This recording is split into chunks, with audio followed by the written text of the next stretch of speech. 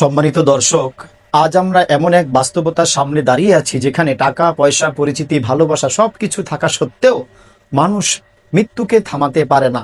হ্যাঁ, আজ আমরা সেই বলছি আমাদের ইউটিউবার, সেই ইসলামিক ইউটিউবার আবু সাইদ ভাইয়ের কথা। প্রথমে মৃত্যুর কিছুক্ষণ আগ মুহূর্তের কথা আমরা তার নিজের মুখেই শুনে নেই। আসো।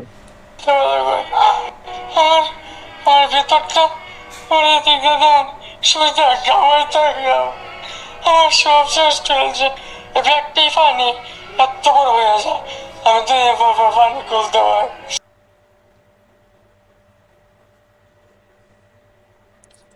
আলহামদুলিল্লাহ, ধন্যবাদ প্রিয় দর্শক।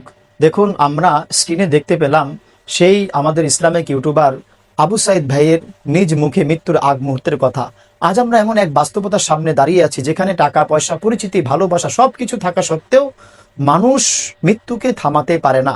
একজন ধার্মিক ইউটিউবার আবু সাইদ ভাই, যিনি ইসলামিক কথা, দ্বীনি নসিহা এবং ভালো কাজের মাধ্যমে অসংখ্য মানুষের হৃদয় জায়গা করে নিয়েছিলেন, আজ তিনি আর আমাদের মাঝে নেই।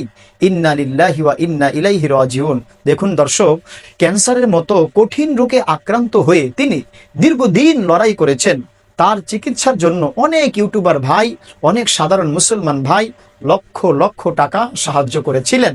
মানুষ দোয়া করেছে, কেঁদেছে, পাশে দাঁড়িয়েছে, কিন্তু শেষ পর্যন্ত আল্লাহ তাআলার ফয়সালাই বাস্তবায়িত হয়েছে, আর এটা হওয়ারই কথা। এই ঘটনাটি আমাদের শেখায়, মানুষ যত বড়ই হোক, যত পরিচিতই হোক, শুধু টাকা পয়সা পরিচিতি তাকে এই মৃত্যু থেকে ফিরাতে পারে না। যতই পরিচয় হোক না কেন, যত টাকা পয়সার মালিক হোক না কেন, মৃত্যুর সামনে সবাই অসহায় পড়ে।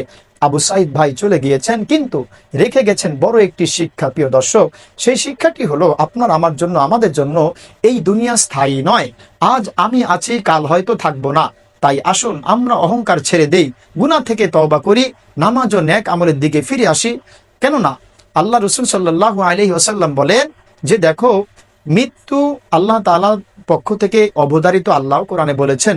এমনকি আমাদের আবু সাইদ ভাই, তিনি যে মৃত্যুর সাথে পাঞ্জা লড়ে এখন দুনিয়া থেকে বিদায় হয়ে চলে গেলেন, তিনিও চেয়েছিলেন এই পৃথিবীতে আপনার আমার মতো কিছুদিন বেঁচে থাকতে, কিন্তু ভাগ্য তাকে দেয়নি, তকদির তাকে দেয়নি। এজন্য এখান থেকেও আমাদের শিক্ষা হলো, আমরাও যেহেতু আল্লাহ তাআলা কোরআনে বলেছেন ওয়া ইলাইনা তুরজাউন, আমাদেরকেও একদিন আল্লাহ তাআলার নিকট ফিরে যেতে হবে।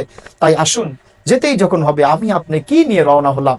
দুনিয়ার দাম্ভিকতা, অহংকার, টাকা পয়সা, গাড়ি বাড়ি, নারী, কিচ্ছুই আমার সাথে আপনার সাথে যাবে না। তবে রাসূলুল্লাহ সাল্লাল্লাহু আলাইহি সাল্লাম বলেন, ইযা মাতাল ইনসান, যখন মানুষ ইন্তেকাল করে, মারা যায়, দুনিয়া থেকে ইহকাল থেকে পরকাল জগতে চলে যায়, ইনকাতাতিল আমাল, তার আমলের সব দরজা বন্ধ হয়ে যায়, কিন্তু কয়েকটি দরওয়াজা খোলা থাকে। যদি সে সাদকায় জারিয়ার কোনো কাজ করে যায়, অথবা নেক সন্তান রেখে যায়, অথবা এমন কোনো অর্থ খরচ করে যেই পথে মানুষ উপকৃত হতে থাকে, এই আমলগুলো তার কবরে কিয়ামত পর্যন্ত, মৃত্যু না শুধু কিয়ামত পর্যন্ত সওয়াব যেতে থাকবে।